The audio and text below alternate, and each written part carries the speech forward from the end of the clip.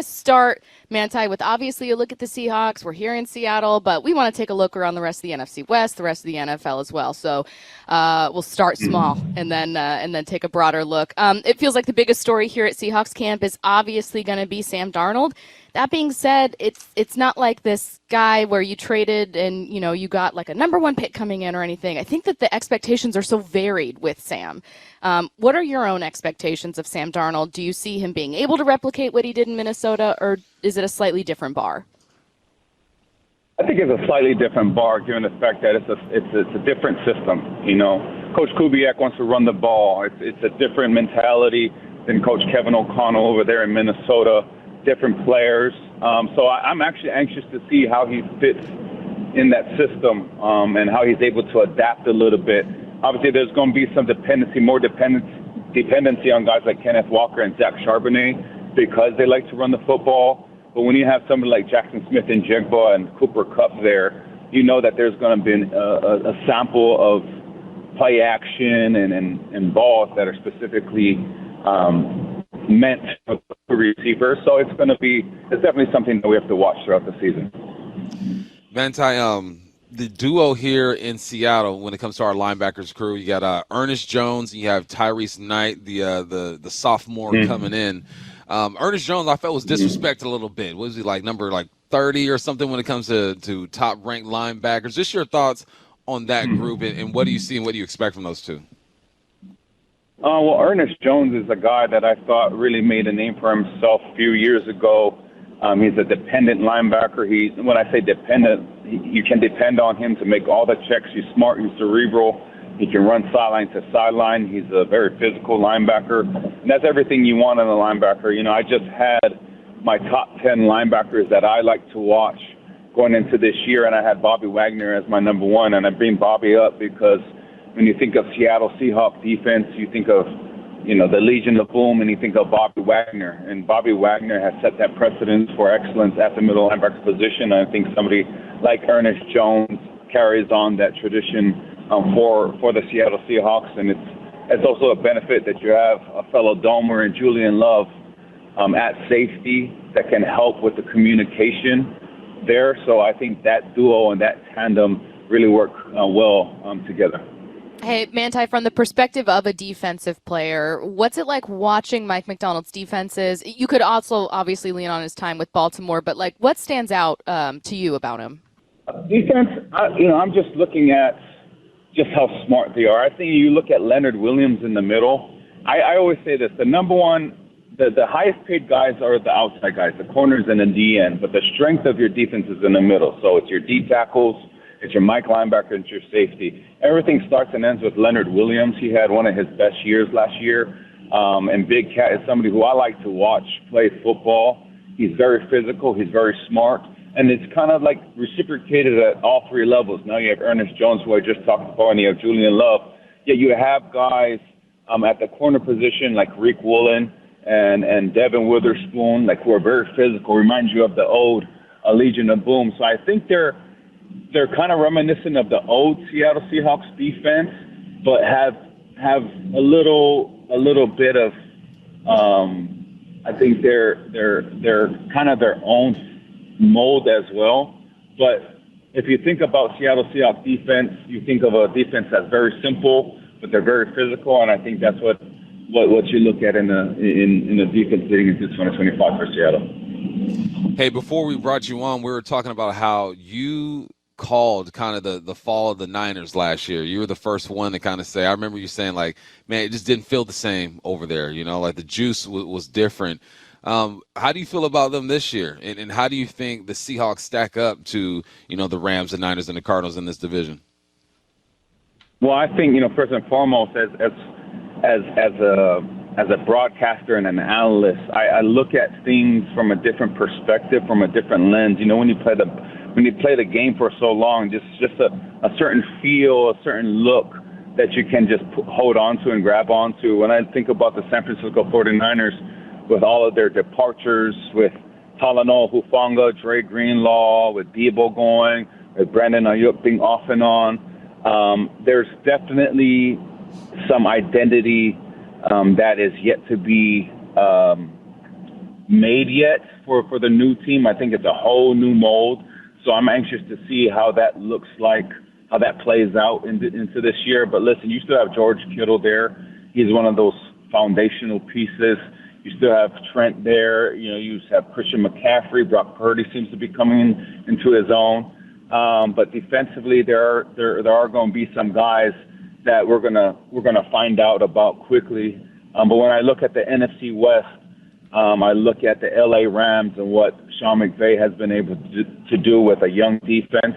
And then one of the best signings in this offseason was Davante Adams to LA. And I think that compliment between him and Puka Nacua is similar to what the Bengals have with T. Higgins and Jamar Chase. They're two different receivers that complement each other very, very well. And so that's something that I think as the NFC West for all teams are going to have to look at. And talking about the Cardinals, they're always a team that starts off hot, and so you want to be able to maintain that level of intensity and production throughout the year. And if they can do that, they'll have a good year as well. And then, last but not least, the Seattle Seahawks. I think if Kenneth Walker, if Coach Kubiak can really lean in on him, I'm a real big fan of Kenneth Walker.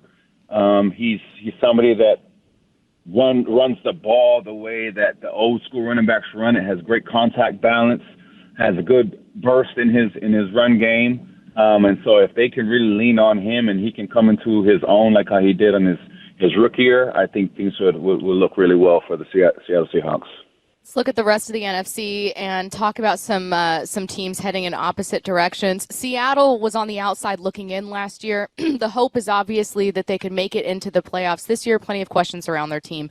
Manti, if you were to look at some of the best teams in the NFC last year, whether the playoff teams, the NFC championship teams, whatever, is there a team that you're fading a little bit where they're going to have just a tougher path back this year? And on the other side of things, is there an NFC team that you go, you know what, I'm feeling pretty good about these guys. I'm curious to see what they do. Well, I'm feeling really good about and I'm sorry, guys, I know this is the Seattle Seahawks radio show. I'm feeling really good about the Rams. I think I said it before. Davante Adams signing is such a big sign. Now, there's been a lot of questions as to what's the difference between Davante Adams and Cooper Kupp. Well, the big difference is Cooper Kupp and Puka Nacua, they play the same position. So now that you have somebody like Davante Adams, who is that X receiver, he is that lone receiver to a certain on the weak side of the formation. Now, what does that do for Matt Stafford? It makes it a lot easier for him to identify coverage. If you have a safety over there that's leaning towards Davante Adams, which you should have because he's so dangerous, now you know that one of two things. Number one, either Puka Nacua is one-on-one, or the other safety has to go there, and now I can run the ball with Kyron Williams. Not to mention they have Jared Versus, the defensive rookie player of the year, and you have a very young defense who I thought late into the season started to perform very well. As a matter of fact, if there was a team that gave the Eagles a Super Bowl chance to run, it would have been the Rams in that playoff game. But that's a team that I'm really high on. As far as a team that I'm not so high on, I wouldn't say I'm not so high on any team. But the team that I'm anxiously watching is going to be the Detroit Lions and Dan Campbell, with the two coordinators leaving for other jobs, and seeing what the identity of that team continues to be. We've been accustomed for the past 3-4 years with Ben Johnson in that offense and all those fancy trick plays and just the professor that Ben Johnson is. Now he's with the Bears. How does that impact the Lions? And so I'm not saying that it's a team that I'm lower on. It's just a team that I'm going to be watching closely to see what they've become since the departure of Aaron Glenn and Ben Johnson. Hey, I'm watching kind of the quarterbacks that I grew up watching fade away, right? You got Aaron Rodgers in his last few years. Russell Wilson is still out there.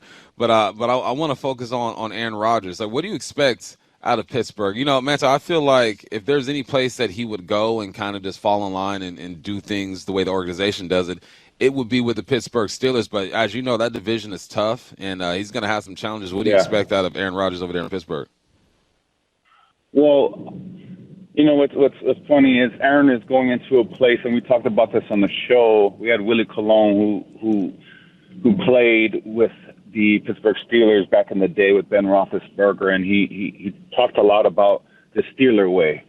And I think the Steeler way and the Steeler history and their culture is a big it's a big positive impact on Aaron Rodgers. Why? Because Aaron Rodgers doesn't have to be this big figure, this outspoken figure on a team anymore. Like, there's an expectation and a culture that is set already with the Pittsburgh Steelers. And if you look at that defense with T.J. Watt and company, and they're trading for Jalen, and they have Darius Slay there. You have Patrick Queen at the middle linebacker. I think you could say this is the best defense that he's had in a long time. And so, again, the weight of that team and the success of that team isn't solely on his shoulders, which it's been that way for a lot of his career. And I think that bodes well for him, especially when you factor in the fact that Arthur Smith, like Kubiak, wants to run the ball. So, again, in his late age, he's still – I don't care what anybody says. If you watch that man throw the ball, it's still one of the most beautiful spirals and one of the strongest arms in all of football. He can still throw the rock. But now with this scheme, he doesn't have to do too much. And I think that is where he needs to be, and that's where he's gonna find the most success. And so I'm really excited to see him. I'm rooting for him, man. I really want him to do well. I want this younger generation to be able to see the Aaron Rodgers that I grew up watching and accustomed to seeing, all of those Hail Mary throws, all of those beautiful passes that he would throw to all his receivers. I want them to see that in his last year. I like that earlier in our interview you mentioned that you have the ability to kind of see teams and see the NFL a little bit differently, just obviously having played at such a high level. And so my next question is kind of leaning into that. I know that there are stats and certain numbers that we look at when we're trying to find out if a team is just like this really elite next level team. When you're watching teams, what's something that you're kind of watching for? Is there like hey, they've got it moment? Is there a feeling? Is there a vibe or something a little more indescribable with a team when they've, in your mind, like these are the guys to watch out for? Well, it is a combination of a few different factors to me. Number one is the level of execution. Like, you can see, I was just at Chargers camp this past weekend for a back-together weekend with NFL Network, and I told the crew at Good Morning Football, I said, listen, there was something that I saw in walkthrough that kind of describes to the it. I didn't see, number one, there wasn't one redo. That was number one, is what I saw and what I heard. What I heard was a lot of communication by players, whether it be Justin Herbert talking to his O-lineman pointing out pressure, Derwin James on the defensive side calling out receivers, checks, and all of that, the Mike linebacker doing their thing. You didn't hear too much of the coaches needing to talk, and that's a big thing. Number two was when the offense would come out in her formation. Sometimes on certain teams, the receivers would get their splits wrong, so you see a receiver move to his left or right just a few inches. There was none of that. And so those are some of the characteristics of the it that I look at when I watch a team, whether it's in practice or it's in a game, like the offsides, like how does the O-line move as one wave, or does everybody kind of come off at different levels? Like the defensive line, does some penetrate and some don't? The linebackers, are they patient? What's their movement like? The safeties and the corners, what's their discipline and their leverage? If you're cover one and you're a corner, are you outside leverage? Do you stay outside leverage? Or do you not? And those are all reflections on, number one, attention to detail, and number two, the standard that the coach has set for that team. And so those are some of the things. I'm not a real statty guy. Like, for me, stats are just a result of the process to me. Stats are a result of the dedication to the details, the grind, and making sure you do everything done the right way. And so stats are just a result of that. So those are the types of things that I look at when I see a team. And when you see a team that you've been accustomed to seeing greatness for so long, and you see just something off a little bit, that's what leads me to say, oh, something's different, similar to what I said about the Niners last year. It's like, something was just a little off. Yeah. In those games that I saw, that I didn't need to see stats to say that. It was just a little off. He's NFL Network's Manti Te'o. Like we said, check him out Monday through Friday. Good Morning Football. Get up early, 5 a.m. Pacific. Thanks so much, Manti. We appreciate it. Thanks, Manti. Thanks, guys. I appreciate it.